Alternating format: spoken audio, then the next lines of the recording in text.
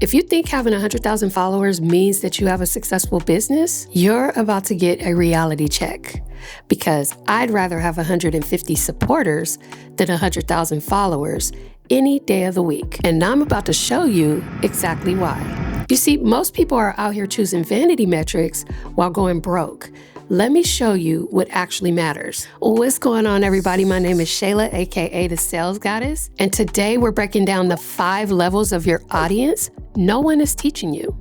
And trust me, understanding this logic is the difference between having a very successful social media account versus a very profitable business. You can have over 100,000 followers and make $0, but 150 of the right people, oh boy, you will have a multiple 6-figure business. So the biggest mistake that I see entrepreneurs making is thinking that followers equals money. I know you've seen them, right? They celebrate these milestones of 10K followers, 50K followers, 100K followers with the gold balloons, right? But followers don't pay your bills. Supporters do. There are actually 5 distinctive levels in your audience that most of you are getting confused. And you're wondering why your offers, your campaign launches, and your marketing methods are failing. So let me define them for you one by one, because once you understand this, it's gonna change everything.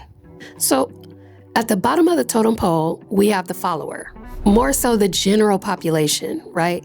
They saw a piece of content that they liked of yours and they clicked follow or subscribed. And that's pretty much it. You know, followers and subscribers are pretty passive. They may scroll past your content, they may drop you a fire emoji or a like, and that's pretty much where it ends. And here's where most people get mixed up. They think just because a follower engages with your content, that means they're a lead. And that's absolutely false. Engagement does not mean lead. Engagement means follower. Somebody commenting on your post. Wow, that's great. Or yes, queen, I appreciate it. They are still a follower. Right now, they're consuming your content for free, but they have yet to raise their hand for anything that you're offering yet. So until then, they will remain a follower. Now, a prospect, on the other hand, is someone that you identified as a potential buyer. You see, this is where the term prospecting comes in, because you're proactively handpicking people that will be a good fit for your program. A prospect could also be a follower that matches your ideal client profile, or it could be someone that you specifically found on LinkedIn or Instagram or TikTok or Facebook. It can also be someone that was recommended by another person. The main point of a prospect is someone that you see potential in, someone that you handpicked. However, they still haven't raised their hand yet. This is where you initiate. So you may slide in this person's DMs, sending out a cold DM outreach message, whether you're sending a cold email or a cold text message. Either way, you're initiating the conversation to warm the person up. This type of contact is more outbound than inbound because you have identified this person as someone who could benefit from your offer. Here's the key. So a prospect is on your radar, but you don't have permission to sell them yet, right? You're building up a relationship with them so you can eventually sell them. You can't just post and pray for leads. Sometimes in your business, especially in the beginning, you have to go out and do the hunting, aka the prospecting. Now, as soon as they raise their hand, now we talking. A lead is someone who has taken specific action that signals buying intent. They stepped out of the general public, the passive audience, the follower, the prospect, and now they've entered your world. But here's what makes a lead a lead. There has to be an exchange, right? They give their information, whether it be email, phone number, or both. They fill out a form. They send you a DM asking you, how much are your services? What do you offer? But they do that in exchange for something from you. Whether it's them downloading a lead magnet, whether they filled out your form or taken some sort of quiz or booked a discovery call or joined your email list. And listen, a follower can also have these traits as well. They can inquire about your services. They can ask you for tips or help with XYZ. But they are not considered a lead until they exchange some sort of information. You see, intent isn't enough anymore, especially in 2026. Action is the only thing that counts, because taking action is where the money is. Next is a customer or a client, right? And that kind of speaks for itself.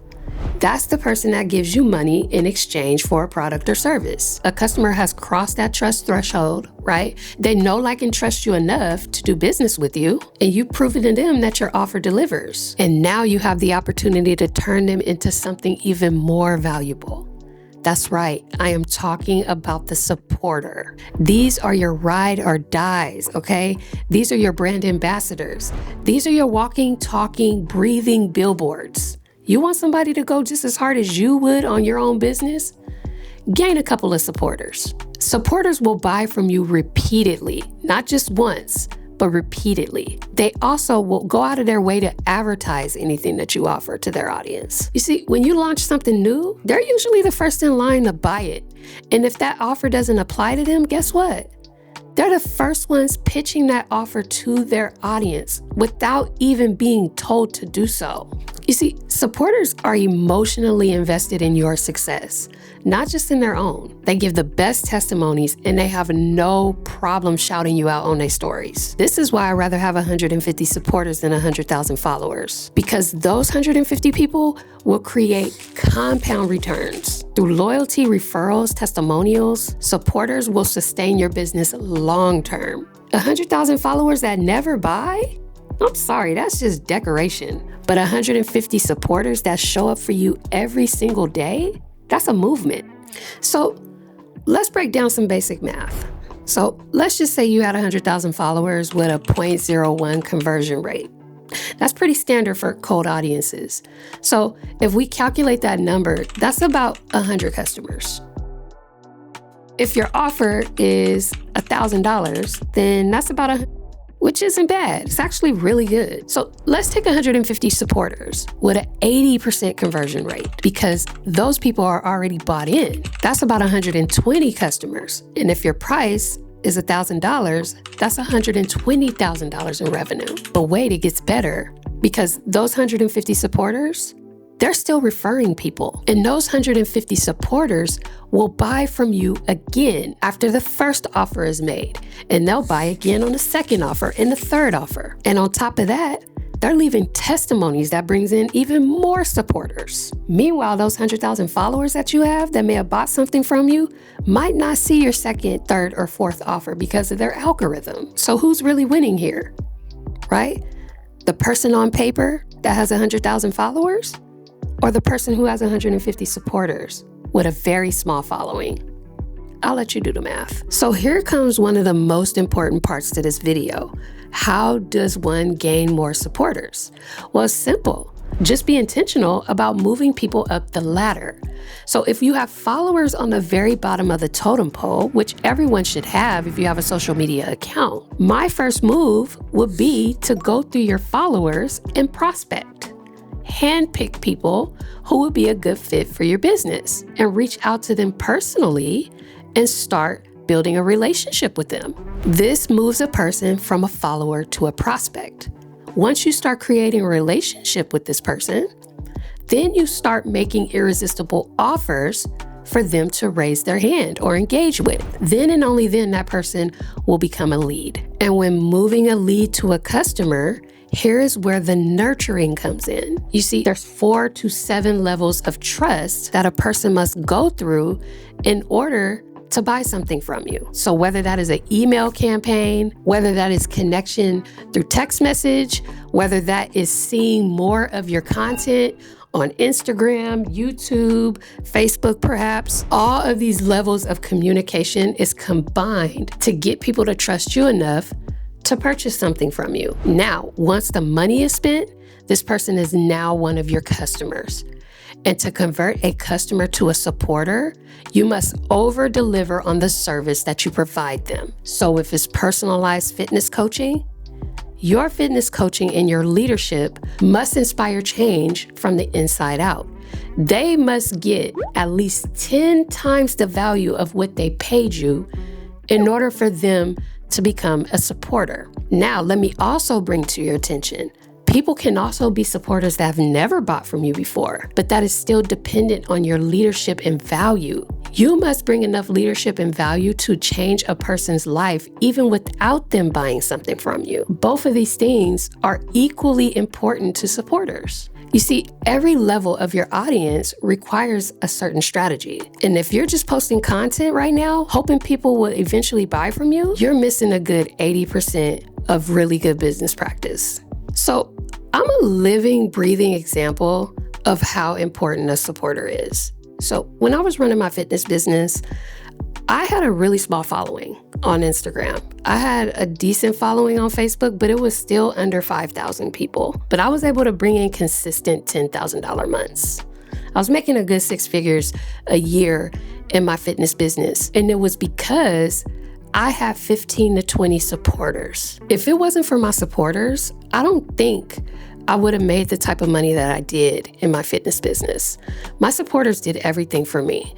They bought everything that I offered, and if it didn't apply to them, they were sending it to their audiences, right? They were referring me every chance they get. I still have one supporter, which I still don't know to this day. They wrote a Reddit piece on me a few years back. Until this day, I'm still getting people reaching out to me periodically about fitness coaching just from that one letter. When I say supporters are the lifelines of your business, I 1000% mean that from the bottom of my heart. So here's what I want you to take away from this video. Stop chasing followers, stop chasing vanity metrics, and ask yourself this: how many supporters do I have? Because at the end of the day, it's not about how many people you're currently entertaining. It's about how many people who are actually bought into your message. You don't need 1 million followers to build $1 million business. You need the right people who believe in you, who trust you, and is ready to take action. So, what level of your audience are you focused on building the most? Drop it in the comments below. And if I gain some supporters from this video, also drop that in the comments below. I'd love to hear it. And if you made it this far in this video and you haven't become one of my subscribers or followers yet, you know what to do. And if you want more strategies on how to turn your audience into actual paying clients, then stick around, because I got a lot more information to share with y'all. Until then, I'll see you in the next video.